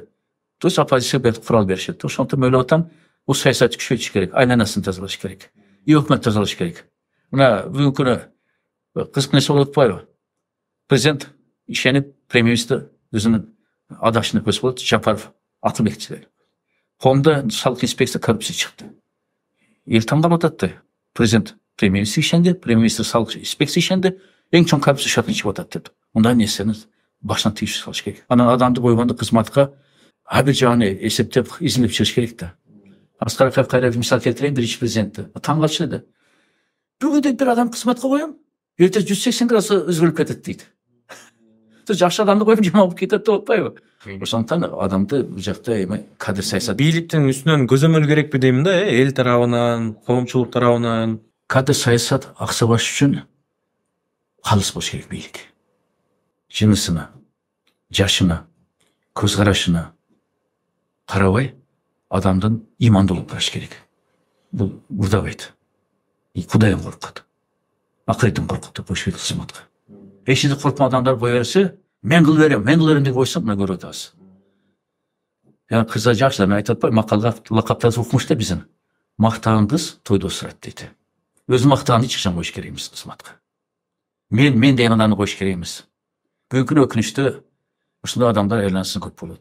Теге чет өлкөлүк агент мыйзамы боюнча сөз кылгым келип жатат. Сиз ушул мыйзамды кабыл алуу аракеттеринин башында турган адамдардын бирисиз. Буга себеп эмне болду? 2014-жылы бул мыйзамды жазганмын. Жазып туруп, анан мага демилгечи катарында Мадалиев Нуркамил жана Надир Нарматова кошулду. 3 депутат атынан киргиздик. Биринчи окуудан өттү. Атамекен депутаты Никитенко комитет башчысы эле. Өткөрбөй нерсе өтүп кетти. Эполоду баарына каршы чыгып койду. Өттү биринчи, экинчи окуудан. Үчүнчү окууга келгенде бир мага Америка чакырып калды. Эл аралык комитет мүчөсүнүн. Анан мага билет албай коюптур, төлөбөй коюптур. Баары учуп кетти, мен калып калдым Кыргызстанда. Анан эл аралык комитет төрагасы чыгырсам, американчы айтты, бизге де Турсунбай Бакини жөнөтсөк, бул биздин биринчи душманыбыз дейт. Анда Америкада бизди жетекчилик урушат дейт. Виза ачылдыбы десем, ажеке дейт. Өзүңүз бара бересиз дейт. Акча таап, эң арзан билет алып $1000 Атлантик деген бир фирма ачылып Түркияда. Атлантас бул береке деген. Ошол аркылуу Нью-Йоркко барсам, депутаттар уже Вашингтонго кетип калыптыр. Биздин элчибиз тосуп алып, Кушубеков талай. Ажеке дейт, биякта 2 жолугуш болду, калган Вашингтон болду дейт. Анан автобусу мени узатып койду, Вашингтонго кирип барсам Конгресске. Ал жакта депутаттар мени көрүп, мына ушуну урушкула дейт. Гейлерге каршы мыйзамды автыры ушул дейт. Чет өлкөлүк агенттерге ушул мыйзамды автыры дейт. Бүт Американ конгрессмендердин жүзүн мага бурутуп койду. Анан депутаттар масып кетти, Американ депутаттары айтып токтола дедим. Силер билеген Америкада чет өлкөлүк агенттер боюнча мыйзамдар бар. 1938-жылы кабыл алынган. Өткөн кылымда дедим. Силер кимден коркуп элеңер дедим. Мына силердин МФОлорго каршы мыйзамдар бар экен дедим. Силердин кийинки чоң мамлекет Россия. Россияда 2012-жылы кабыл алыныптыр. Алда кимден коркот дедим. Биздин Кыргызстанда болгон 12 000 аскерибиз бар. Чек-арасы ачык. Калган дип келет, калган чыгып кетет дедим. Бизге абада керек дедим. Кайра чакырбайм мыйзам дейт. Жок, кайра чыктыңыз, чакырбайм дедим мыйзамды. Алынсын. Мен кечен Бұл жерде мен мына Америкадан екі күн ерте ұшып кеткен Хамит Иманалиев, комитет төрағасы жетіп барып, қалып айтып қойыпты жоғарғы кеңеске. Жоқта қояз десе шығып трибунаға, мен Тұрсынбай Бакирмен кеше Америкада болғанмын дейді. Автор айтты дейді, мизамды күзге алдырып қой деп айтты дейді. Айтқан жоқ, біз мақұл айтады, сөзді айтқан жоқпын. Оқшантып, бұл сөзді таянып, күзге алдырып қойыпты. Күзде бары шайлауға аттанып, чемодан настроение болып тұрып, жаңа келген 6-шы апта жоғарғы кеңес, ал жақта Жанар Ақаев менен Чолпон кемеле да Жакупа екі басшыл менің мизамды жоққа шығарып қойышты. 6-шы шақырылышты. Ана 7-ші шақырылса Құдай шүкір Надира Нығматова келді. Құдай шүкір деп отыр. Кейін алып болса мизам өтіп кетті. Ошол қайра эксперт комиссияның жетекшісі мені қылып, Құдай шүкір шу мизамды өткөрүп алдық. Президент қол қойды сразу. Бұл мизам не керегі бар? Жаңа айтқандай, біз Қырғызстанды проходной двор қылышымыз керек емес. Қалан келіп қалан шығып. Біз ол Америка же Россияда келген бір держава емеспіз. Ол Қырғызстан тарихында болған ұлы держава. Бұл 8-10 қылымы тандық. Бірақ асыр біз андай чоң мемлекет емеспіз. Біріншіден, екіншіден болса, Қырғызстанда авалды тегін жемі жаққа түртіп салынмайды. Да екі революциялар, түсті революциялардың бойынша Украина, Грузия, Қырғызстан үші лидер. Burada İslam memleketlerinin қалған екілі тінчілі. Алып көрсек, Қырғызстанда ең оңай екен де. 10 000 адам шығарсаң, ақша беріп. Же болса гүліп қойсаң, басқа себебіне. Шығып тұрып, ақ үйді алып қояды. 10 000 да керек емес. Анан азақты. Сондықтан бұл жерде шет өлкелер агенттерде тыңшылады, батыштан қаржыланған МПЛОрда саясат қаралышын бар емес. Бүгінгі күні 30 000 ашық МПЛОрдың 99,9% мықты іштеп жатады. Майыптардың құқығын қорғау, жас балдардың табиғатты, суыны бүт барын жақсы істешіп жатады. Бирок саясатқа тұмшын тыққан МПЛОр бар, 30-40-қа жетпеген. Бұлар болса шет өлкеден ақша алып, Сол айтқан болады бай, митингтерді ұйыштырып, керек болса мына Еділбай Салттың сөзі бар. 2010 жылы Ақүйді көрсетіп, бір агропром, по-моему, 7-ші этаждан тұрып айтқан, мына майданға біз елді алып шығамыз жақында төңкеріс жасаймыз деп. Басшылығын айтқанда, бұл қаржыланған ақшаларды алақташ үшін топланды, төңкерісті, революция қылып беріші мүмкін. Сондықтан Қырғызстанда бұл нәрсе керек емес деп тұрып, мейлі МПЛО істей берсін, бірақ саясатташтырылған МПЛО тыю салайын деп шын низамды істеп шыққанбыз. Үшіншіден болса отчет керек. Мына сен мен. Сен білемін қандай жашайсың, мен полдомада жашаймын, үйдің жарында жашаймын. Мен машинамен албаймын. Аял меніп жүреді, ескі машина, 2002 жылы машинамен меніп жүреді ал. Мен базарға не үшін барам? Бұл мен ең чоң базар болған Қарасу шаарына чоң ойбам. Базарды ескіден білем, кішіне меселден башта бар керек. Бірақ асыл үшін бойынша базарға барата бюджеттік шығындар болуш керек. Дүкенде бір бағаны қойса, анан түшірмейді. Содалаша албайсың дүкенші келіп, түшірші бағаны деп айта албайсың. Жиндіре дейді сразу дүкенші. Базарға барсаң содалашсаң болады. Ошондықтан бүгінгі күні мен негізде базардан содалаған ұшына бюджеттік шығындар болады. Ошондықтан біз жақсы салыстырып көрсек, бейөкімет ұйымдармен кеде жашқан бейөкіметті көрбейсің. Шалқалаған иномаркалар, жашқанда особняк, еще шет өлкөдө мүлкі бар. Бүт барып спокойно шығып кете албай шет өлкөгө, мен кеттім деп тұрып. Азия Абдрасулов окшоп тұр. Мен кеттім, до свидания деп тұрып. Ошондон карап көрсек, шет өлкөдө баарын мүлкі бар, виза буларга даяр. Орусиядан көчүрүлгөн эмес беле ушул мыйзам? Жок, буну ойлоп чыккандар ошо бекмет уюмдар. Аргасыз ушу мыйзам каршы чыгыш үчүн, орустар менен бизди коркутуш үчүн алар орустар көчүрүлгөн. Жок, орустар мыйзам башка. Орустарда бул чет өлкөлүк агент деген нам бийлик уюмдарга эмес, МПЛОрго эмес, жеке инсандарга берилет. Мисалы Алла Пугачевдин күйөөсү Максим Галкин. Короче, машина времени жетекчиси ошол бүт бар инагент болуп калган. Любой жазуучу же жөнөкөй адам каршылык койсо мамлекетке инагент, чет өлкө агент болуп калат. Биз андай нерсе жок. Экинчиден болсо Орусияда камалат. Биз андай нерсе жок. Ошон үчүн кайсы жерге окшош Россияга? Жок, окшош эмес. Бизде бир талап бейөкмөт уюмдар келген акчасына отчет берсин. Мен мисалы $100,000 алдым, эмне иштеттим. Ошо ийне жүгө чейин отчет бериш керек мамлекетке. Бербесе, мамлекет анда текшерет аны. Сен алдап койдуң деп туруп. Ошондон кийин сотто берилет документтер, жабылат бейөкмөт уюмдар. Бизде камалат деген сөз жок.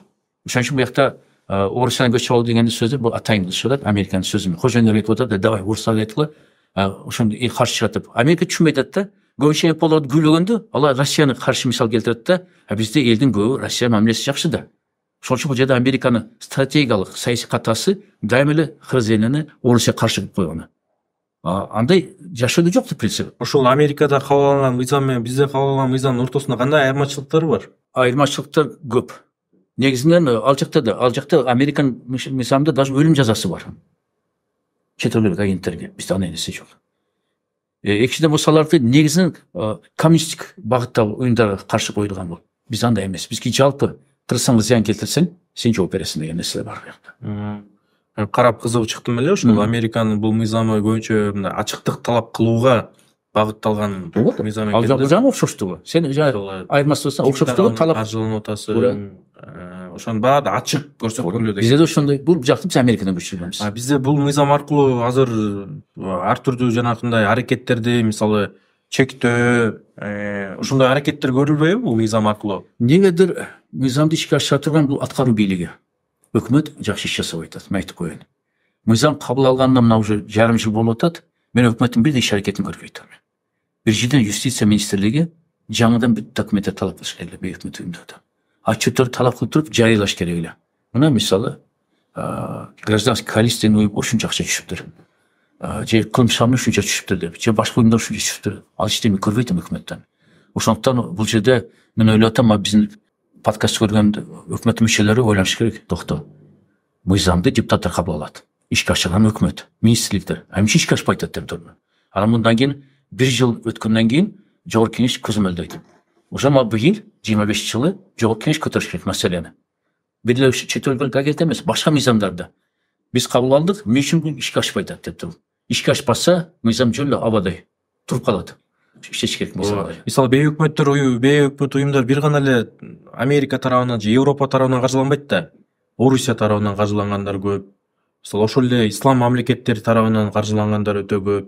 Ошол себептен бирок азыр мисалы бул мыйзам көбүнчө ошол Америка же Европа тарабынан каржыланып, анан ошол уюмдар мисалы бийлик тарабынан ачыктыкты талап кылса, массалык маалымат медиалары мисалы бийликке жакпаган мисалы журналисттик иликтөөлөрдү жүргүзүп чыгарса, ошолорго бийлик тарабынан бир куугунтуктоо үчүн колдонулгандай болуп жаткан жокпу? Эми журналисттер боюнча башка мыйзам. Билесиң, анын автору мен эмесмин, по-моему, жогорку кеңештен өттү былтыр. Аны өкмөт даярдаган, ол башка мыйзам. Сөз эркиндиги боюнча. Меники только бейөкмөт уюмдар боюнча. Эми баары бирок жооп берейин. Биз жана башында айткандай, бейөкмөттөрдү бөлүп коюшубуз керек. Биринчиден 30 миңден ашык бейөкмөт уюмдардын 99,9% мыкты иштеп атат. Толук колдошубуз керек, кол чабышыбыз керек. Өкмөткө элге жардам берип атат. Бирок ошо 30-40ка жетпеген, 1%га жетпеген бейөкмөт уюмдар саясатка киришип кетип атат. Бейөкмөт уюмдар ушунча бейөкмөт дейт, бул саясатка киришиш керек эмес. Саясатка киришем десе анда саясий партия болуш керек. Булар 200дөн ашык саясий партия бар бизде. Парламентте партиялар отурат. Алар киришсе болот мыйзам боюнча. Бирок бул жакта да бейөкмөт уюмдар, пожендер баш иштеп, 2010 жылдан баштап, өзгөчө 2020 жылы эсиңерде бардыр, МПлорду көбүнчө саясий партия айлантырыш баштады. Реформа деген партия. Бул партия жок эле мурда. МПлордон түзүлгөн партия бул. Анткени чет өлкөдө ойлонушту. Эгерде саясатка МПлор киришсе, мамлекет каршы чыкса, значит анда биз саясий партия түзүшүбүз керек. Тарапчыларыбыздан деп. Анан саясий партия түзгүлө деп, МПлор саясий партия түзүш баштайт. Бир саясий партия түзбөй, башка партиялар ичине киришип баштады. Бир бол партиясына, ата мекен партия. Канча МПлор кирип кетти. Ошондуктан жогорку кеңеште МПлор пайда болушту. Анын тышкары уже булар күчөйүп, министрлер дайындашты баштады. Билим берүү министри Эльвира Сариева, профтехобразование Рита Харасартова, азыр Эдил Байсалов өкмөттө. Бүт баары МПлордун өкүлдөрү. То есть башка сөз менен айтканда, булар батыш кожойдун саясий ишке ашырыш баштады. Бийликке кириш маселесине. Эми бул жерде биз дамир экенин айтышыбыз керек. Орусия, сен туура айттың. Ушуну көп баш жетпей атат да. Только Американы, Европаны каржылаган МПлорго каршы мыйзам дейт жок. Эгерде Орусиядан каржылаган бейөкмөт уюмдар, Русский мир жана башкалар саясатта киришти баштап, алардын саясатка мурдун тыгып, митингдерди революция уюштуруп баштаса, бул мыйзам түз ала каршы иштейт. Эгерде алган акчасында туура эмес колдонушса, алардын мыйзам түз колдонот. Ошол ислам өлкөлөрдөн эгерде келсе акча, туура эмес пайдаланышса, мыйзам бул жерде алар жазалайт. Азырынча бул Америка, Европаны каржылаган МПлор мамлекеттик саясатка киришип атат. Эми журналисттер боюнча айтам, мыйзамдын автор эмес, бирок жооп берип коеюн. Эгерде объективдүү изилдөө болсо, чынчылдык негизинде материал болсо, аны мамлекет колдош керек. Эгерде тенденциоздуу деген сөз бар, кыргызча менен которулат, ой арам негизинде атайын түзүлсө, бейөкмөт изилдөөлөр, журналисттик изилдөөсө, анда мыйзамга тартыш керек. Ошол мыйзам былтыр жогорку кабыл алынды. Интернетте болот, биринчи жолу интернетти гезиттерге, телевидение, радиого тең эчтиришти. Анда жооп бериш керек деп туруп. Бул жерде эми жаңы мен айткандай маханатты сөз эркиндиги менен кошо сөз жоопкерчилиги болуш керек. Халк үчүн, ушак үчүн жооп беришиң керек. Eskiden söz var, bir uşak iki adam da öldürdü deyip. Mümkün olsa hiçbir bir minut bir minut. Bunu ben çok kolduğunu bu sözde. Bir bay caş katını uylandır, sulu katında. Anan o baydım pulu olatken. Caş, kıştı, muskulist, sportsmen pulu olatken. Jaktı olatken baydın yanına. Anan közüne çöp salayın dese baydın. Caş katını bolu olatken. Ben koca aytam, yerim aytam dedi. Anan kul çöçüp getip aytatken bayga. Koca oyun dedi. Sen bir de aytam tangal bağın dedi. Sen ayalım bana göz salvat at dedi. Oşonluktan dedi.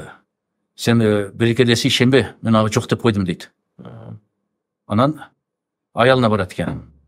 Sen az yaşsın dedi. Sen turmuşka bayga çıktın dedi. Birok sen karıysın bari. Ayallar tez karıydı dedi. Sen üstüne daha bir yaşayla alvat dedi. İyi de çöçüp etet yaşayla. Melişim gerek dedi. Sen baydın sakalına bir kılap keyin. Ben şunda baylap berem, dua kılıp berem. Sene başı işimde arabayt deptir. Ayal sonu deptir. Bay tutamış bolup jatat değil mi? Bayga aytatken sen jaşka ayalım öldürüp körөsүң болот, sen baylığın alıp alat. Seni vereymesin, fark kalmasın. Baylığın tutar alıp kalat dedi. Anam bay oylanıp dur, çınırım ayalımı ötürüp koyasın dep. Tutamış bolup jatkanda ayalımızca kıldı alış gerek de. Kelip, burada eski mağda britola varlı. Azılda var, parfümeysilerde. Bıçak koşur. Oşum kırını kırkamdı geri atsa, bay ölüp beni ayalımı ötürüp kele otatıp, koluna ağırmak vurup tepkini ötürüp koyatken.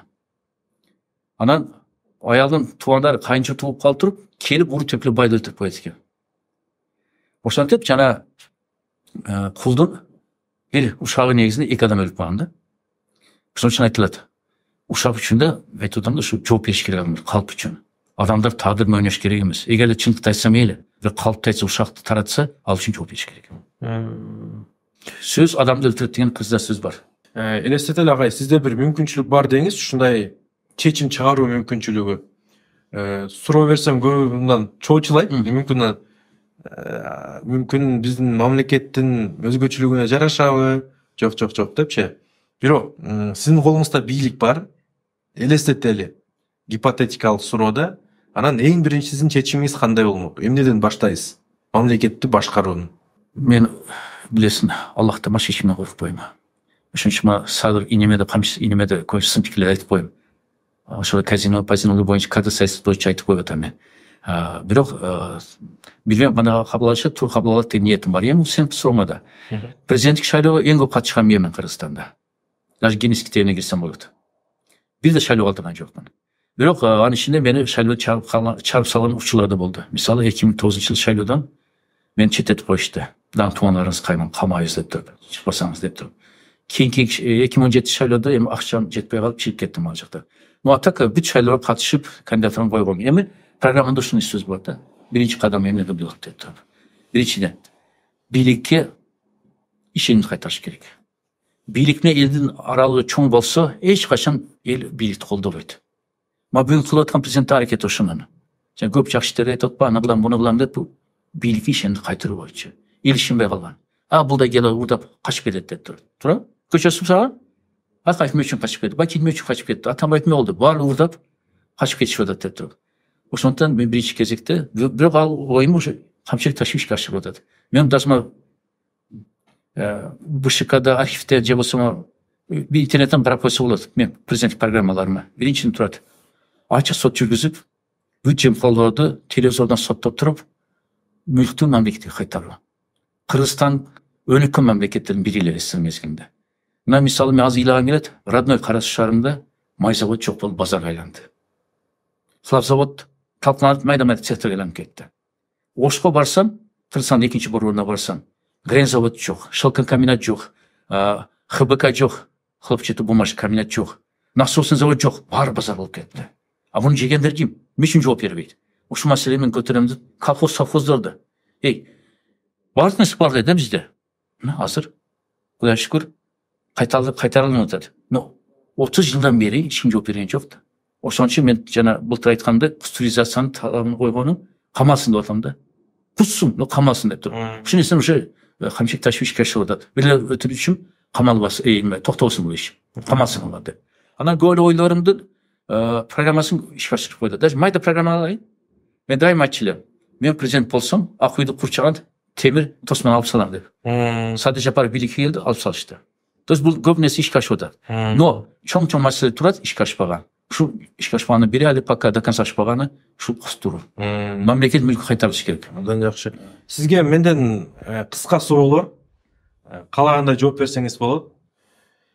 Коммунизмби же капитализмби? Өкөл эмес. Кайсынысы? Коммунизм бул утопия. Капитализм бул райымсыз спор. Сиздин тандооңуз? Мен жолу ата бабалар жолунан келип аткан ислам идеология болуп, адилеттүү мамлекет куруу. Орусиябы же Украинабы? Украина. Анткени Кыргызстанда жалшындыкты айтып алып, бале мен калган. Орус саясатчыларын баары мен жакшы элем. Зюганов, Жириновский, Сипашин, внешняя разведка ким эле жана шаштырткан өзүм келип, внешняя разведканын төрагасы бүт баары мен жакшы элем. Президент айлансын жакшы элем. Бир Украина болуша коюп, парламент айта коюп. Крым Украинаныкы, Донецк, Луганск сепаратисттер. Анткени биз башыбыз өткөн ошол окуялары ушуларды колдошубуз керек, колдобой келиш керек, Украина колдошубуз керек деген. Бул Украина жерлерде үчүн Орусстан менен башта. Эмне себептен Украина ошондо? Украина жерлери бул. Крымда, Донецкта, Луганск Украина жерлери. Мисалы, Кыргызстанда орусча жалабат бөлүп койсо болбойт да. Мен да ошол ойдомун. Сепаратизм жол бериш керек эмес. Украиналыктар нацисттерби? Жок. Ого тарыхты билбейм. Бандера бул немистер менен күрөшкөн. Ошон үчүн Германия фашисттер Гитлер камаган Бандера. Орустар эмес. Германия камаган аны. Көбү билбей эле Орусиянын идеологиясы ишенип Бандера деп атпайбы? Бандера улутчул болгон. Бизде улутчулар бар да. Айтып атпайбы, биз улутчулбуз Кыргызстан үчүн, кыргыздар үчүн деп. Алар да Украина үчүн Бандера чыккан. Бирок ал Германия жактан камалып, ал Германия каршы күрөшкөн. Украинаны ушундай көз карандысы кылам деген. Согуш мезгилинде. Орусия колониалдык саясатын улантуудабы азыр? Анча колунан келбей атат, бирок ошол багытта кетип атат. Ал үчүн биз коркпой 1916-жылда үркүндү геноцид деп айтышыбыз керек. Биздин окумуштар коркуп атат, саясатчылар коркуп атат. Россия мойнуна алып кечирим сураш керек Кыргызстанда. Ооба биз кырганбыз кыргыздарды, геноцид кылганбыз. Кырып салганбыз. 40% түндүк Кыргызстан кырып салган. Болбосо биздин азыр Тажикстандан, Түркмөнстан кемес чоң эл болот элек. Мүмкүн Казакстан, Өзбекстан менен теңдикке калкыбыз. Бирок ошол жерде 40% түндүк Кыргыздар кырылып кеткен. Орусиябы же Америкабы? Өкүл эмес. Мен жана Жапонияны мисал келтирдим.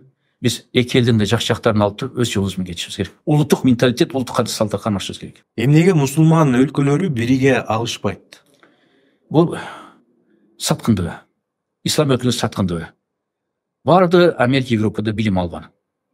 Израилдин коңшусы Иорданияга карап башка бүт баарын айтсаңар, бүт баары Европада Америка билим алган. Ошон үчүн алар ошолордун агенти десек жаңылышпайбыз. Биздин агенттер барлык Кыргызстанда окуган. Бул Мамар Кадаев, по-моему, бизден Токмокто окуган и Мубарак Египтке. Калган баары Америка, Европада окуган. Ошондуктан бүгүнкү күнү ынтымак жок. Анан жөөттөрдүн акчасы. Сулейман Великолепный кинону көрсөңөр да жөөттөр акча менен бүт жетекчилер сатып алган. Саткындык бар. Америка эмне себептен Украинаны колдоп жатат азыр? Американы эң чоң колдогону бул Россия карама каршылык. Бул Орусия бул жакта туура айтып атат. Бизге каршы Украина коюп атат деп. Бирок Украина көз карандысы мамлекет болгусу бар. Украина элинин өзүнүн тандоосу бар. Ага каршы чыгыш керек эмес. Эгер ал Европа кошулам десе, чындап Европанын территориясы Азияда эмес, бизге окшоп. Европа кошулам десе, эмне үчүн Орусия каршы чыгат ага? Кошула берсин Европага. Европалык мамлекетте. Керек болсо Россия өзү кошулсун Европага. Парламент башкаруу же президенттик башкаруу? Президенттик башкаруу. Мен жана айткандай, жоопкерчилик келгенде биз ким күнөөлүү табышыбыз керек. 120 же 90 депутаттан турат парламент. Кимиси күнөөлүү деп кантип биз айтабыз? Ошондуктан бир адам жооп бериш керек. Жакшы иш үчүн, жаман иш үчүн. Только бул иште шала ишке кирди. 2020 мен президент Садыр Жапаров айткан конституция кабылданып атканда. Бизде эгерде башка Америка, башка өлкөлөрдө президенттик башкаруу киргизсе, анда өкмөттү президент башкарыш керек деп. Эмнеге конституцияга премьер-министр деп кабинет министр төрагасы кирип калды. А так мен ойлойм, президент өзү башкарса сонун болмок. Мамлекетти диний лидер башкарыш керекпи же президент башкарыш керекпи шайланып келген? Эгерде чыныгы мусулман болсо, ошол эле президент өзү диний лидер болот, амир болот. Мен жана айтып кеткендей. Бүт мусулмандар баш ийиш керек. Акаевпи же Бакиевпи? Мен өзүм аларды тандаш элем. Мен Акаевди альтернатива болгон, Бакиевди альтернатива болгон. Атамбаевди альтернатива болгон. Мен программам өзүмдүн программам бар эле. Алар экөөнүн программасы менин программам туура келбейт. Акаевди менен чочуланып президент шайлды ал дегенде мага биринчи кезек таң калам, муфтий кызматты сунуш кылган. Мен айткам, мен эч качан муфти болуым, мен дини билим жоқ. Ооба, мен мұсылманшылық қолдаймын, қорғаймын. Но мен мұсылманшылық диним жоқ, билимим жоқ деп отказ берген. Анан тышкы иштер министрин кабыл сунуштаган Акаев. Бакиев келгенде де президенттикке аттанганымда тышкы иштер министрин сунуштады. МИДтин жетекчиси болосу. Жоқ дедим, өз программам. Алсаңар, пожалуйста, боштан дедим. Мен программамда биринчи кезекте жазылганда, мен президент болсом, Кур'анды өкүмдөрүмү жана суннамен башкарам деп, сүннетмен башкарам деп. Акаев да Бакиевди ала албады. Азыркы бийликтин эң чоң 3 кемчилигин айта кетсеңиз. Биринчи ошол эле мурда президенттердин аксаганы кадр саясаты. Кадр саясаты эч оңолгон жок. Ошон үчүн бир күн коет, 2 күндөн кийин алып коет. Мэр болобу, министр болобу, экичтен болсо сен жана айтып кеткендей жемкорлук менен күрөшүүнү токтотуш керек эмес. Бул жерде жана биринчи этапта булар чара берген туура эмес болгон. Мына эми аз туура жолдо кетишип атат. Бул чоң азыр да кемчилик жоюшка чейин бул кемчилик болуп эстелет. Коррупцияны жоюп жок кылганда кемчилик болбой калат бул. Үчүнчүсү эми Кыргызстанды көз карандысыз тышкы саясатын жүргүзүш керек. Мен сунуштаган элем. Түркменистанга окшоп биз Түркменстан бар айтып атпайбы, Түркменстан болуп кетти азыр. Түркменстан жакшы жактары бар. Кана ушундай көп нерсени бесплатно кылып берсе элге, Түркменстанга окшоп. Экичтен болсо, ал жакта менталитет, кадыр салттар сакталган. Ал жакта батыштын гей пейлери жок, бизге окшоп. Биз азыр мактанып атпайбы, мен геймин деп көчөдө кетип атып эле жана бир кече көрдүм, семиз кыз өзүнүн кийимдерин ыргытып көчөдө басып кетип атпайбы, андай нерсе жок аякта. Түркменстанда саясатта, тышкы саясатта жакшы, бейтарап, нейтральный мамлекет. Ошон үчүн ООН, Бийлешкен Улуттар Уюму статус берет, нейтральный мамлекетте. Бирдеке болсо ООН аскерлери кирет. Кыргызстанда бейтарап мамлекет болуш керек. Тигил жибыл жак кошулбайт. Сен жана айтып аткан суроого байланыштуу, ошондо биз колония болбойбуз. Азыр күнү биз айтышыбыз керек, Россиянын таасири күчтүү, кысым күчтүү. Кээ бир адамдар кызматка тура алганда Россиянын күчү. Аны койго, буну койго дейт, кызматка дейт. Анын ичинде өзүм да бармын. Ошон үчүн бул жерде айтып атпаймынбы? Көз карандысыз болуш үчүн биз бейтарап мамлекет болушубуз керек. Чоң рахмат сизге подкастка келгениңиз үчүн. Ишиңизге ийгилик каалайбыз. Келип келген жаңы жылыңыз менен да куттуктаймын. Жакшы жылдардан болсун. Чоң пайдаланып кеч болсо да куттуктап коеюн. Рахмат, күлгөнүм жаңы жылдын менен. Бирок, мейли. Тиги календардык бир эме катары. Мейли. Эски жылды жыйынтыктап, жаңы 25 жыл мынандай жыйынтыктуу жемиштүү болсун. Сага да каалайм, жамаатыңа да каалайм, элибизге да каалайм. Кудай буюрса 25 жылы барыбыз мурдагы жылга караганда бактылуу болойлу. Мамлекет адилеттүү болсун.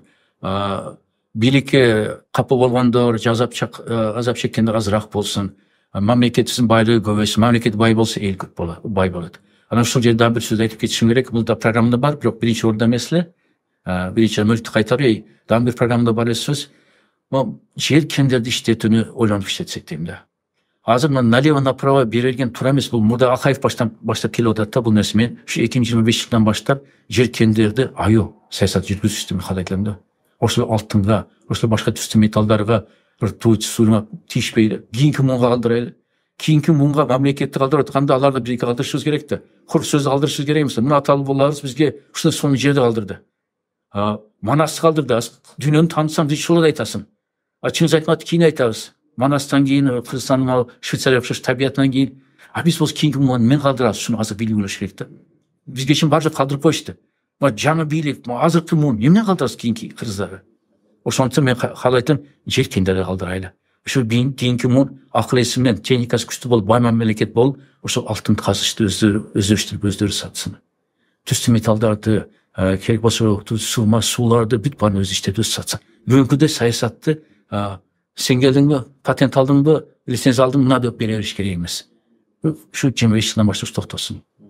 Чоң рахмат. Чоң рахмат сизге. Чоң рахмат. Аллах разы болсун силерден. Сизге келгениңиз үчүн чоң рахмат.